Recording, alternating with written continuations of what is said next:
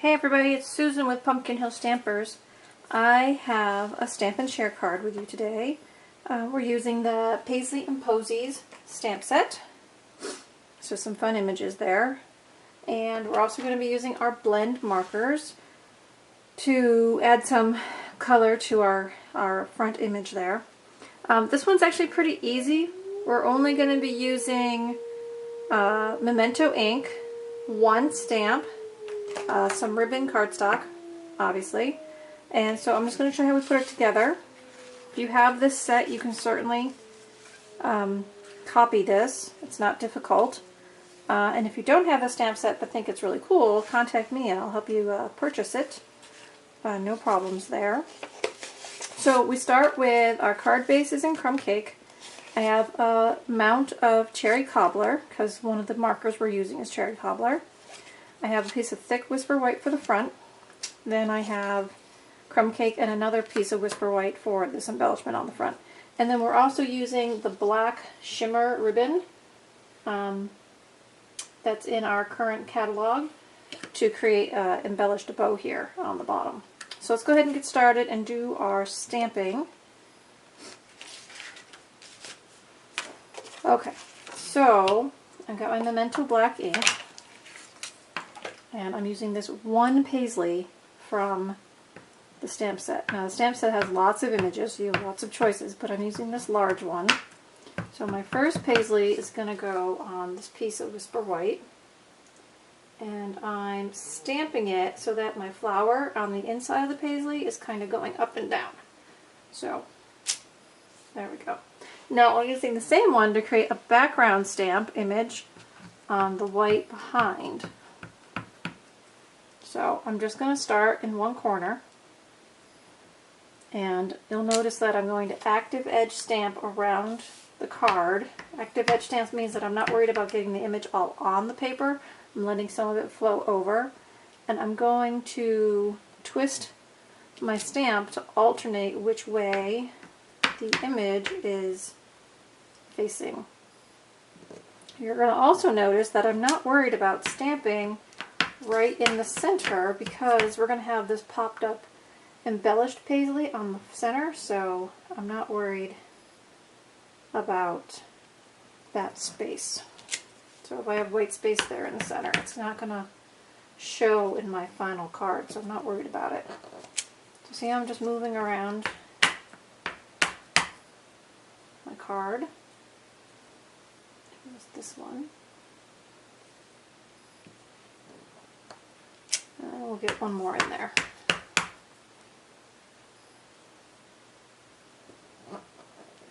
Okay, so now as long as my crumb cake for the center, see, it's going to cover that center blank piece, so I'm not worried about that.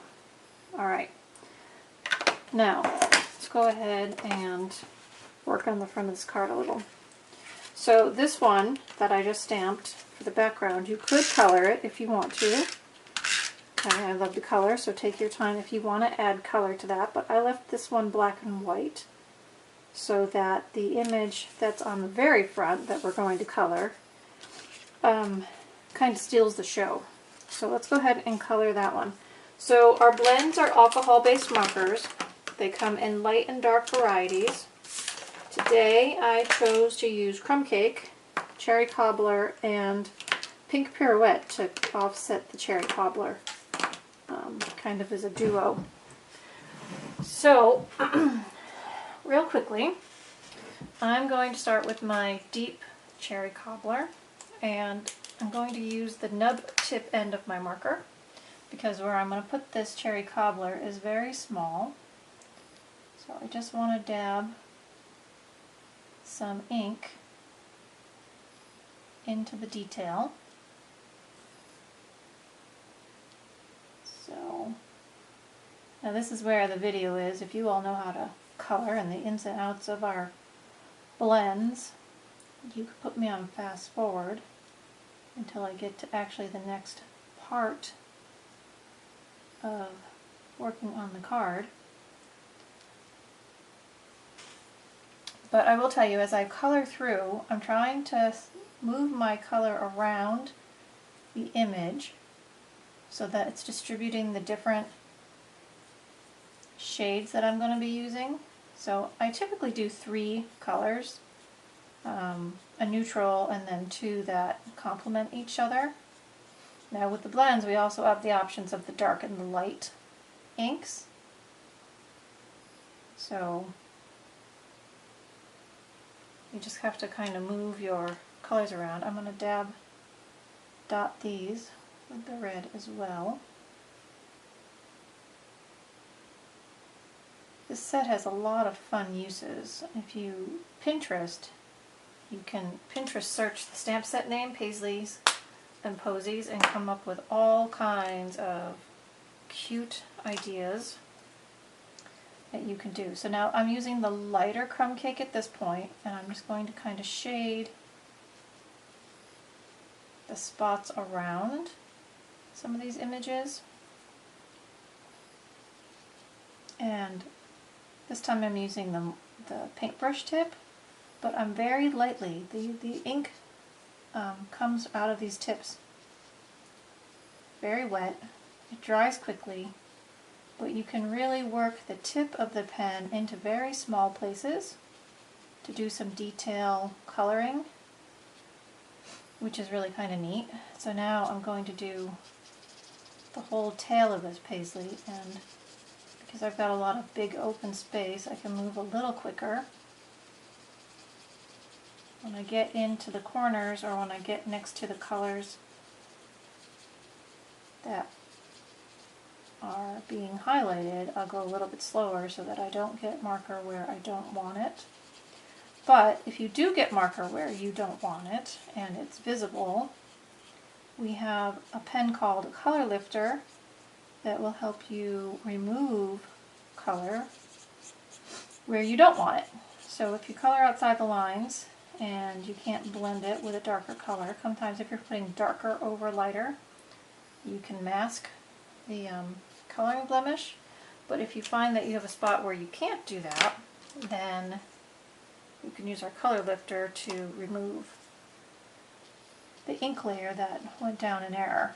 So now I'm coming in with the pink pirouette, and I'm pulling this right up next to the cherry cobbler red. And so the two colors are going to coordinate nicely next to each other and work well to complement the colors. Got some pink in here too. Okay, so now I use the lighter crumb cake to fill in kind of the background space of the inner paisley. Now I'm using the darker crumb cake, which is going to match my cardstock closer, this one, and I'm going to highlight the outside, this scalloped outside edge, with the darker color, and that's going to help draw the eye from the frame color into the image. So it kind of creates pop, I guess we'll call it, on the card. Everything focuses the eye into the center image, which is another reason I left the background white, black and white without color. So the only thing that's getting color is this top single paisley to show off all the detail that it offers. But as you can see, that same paisley created the background, and by covering it up with this top mount, you don't see necessarily all the detail, but you can feel the fullness of the images. So that's kind of a neat trick when you're using just one stamp to get it all done. Okay, so that is all colored. So, setting those aside, so let's go ahead and put the face of this card together. So I'm going to snail on the back of this colored one and mount that to my crumb cake mount, which I have cut 1/4 inch larger to give it a mount. Okay, and then here is my front of my card. So what I'm going to do with this ribbon that I have is I'm going to take a hole punch. Mine's a 1/4 inch hole punch.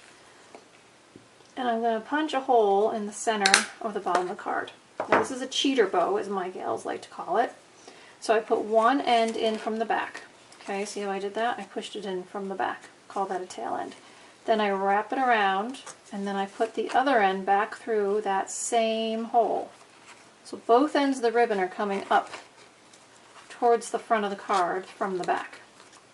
Then one goes under and one goes over, up and down, and then you just tie a simple knot, not even a double knot, just a simple knot. And you can pull that as snug as you wish. Then to even up the ends, I pull them straight up, and I bring my paper snips in. I usually cut them at an angle, and now they're even. So a nice even tied bow on the bottom. So now this piece is going to get adhered to my card front, which is a crumb cake base. See the pattern? Crumb cake, cherry cobbler, white. And now we're going to add this cherry cobbler and white. And I'm going to pop that up on dimensionals to give that a little lift. So sometimes you put one in each corner. This time I'm just kind of putting 3 on just to support it on the front of the card. And then I'm just positioning that, framing it as best I can to have even framing. Okay. Now, because this card is crumb cake, when you open it up, you've got all this brown. So you can leave it like that. Crumb cake is light enough. But I have another piece of Whisper White that we're going to use as a liner. I'm just going to add some detail to the inside of my card.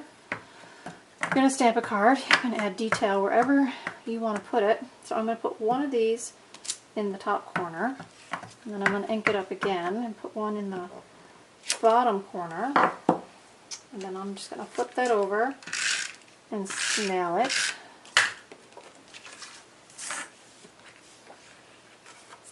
Oh, I got some ink on there. That's not good. Alright, so just position that inside the center of your card. Just like that. Okay. And then we have our envelope, and to put some embellishment on our envelope, I'm using the same stamp. So again, I've only used the one stamp, and I'm going to add Paisley, and I'm letting it overlap on the back flap of the envelope as well. So there we go. There's our finished card. So, and it didn't take us that long. It was pretty simple, but I got to enjoy the coloring with the blends. Now, if you don't have blends, you can use your markers, your crayons, watercolor it if you want to. You know, use what you like to use to color your images, but lots of options out there, and these blends are pretty cool. So there you have it. There is our card. All the details will be linked in the description below. I also have a newsletter if you want to subscribe.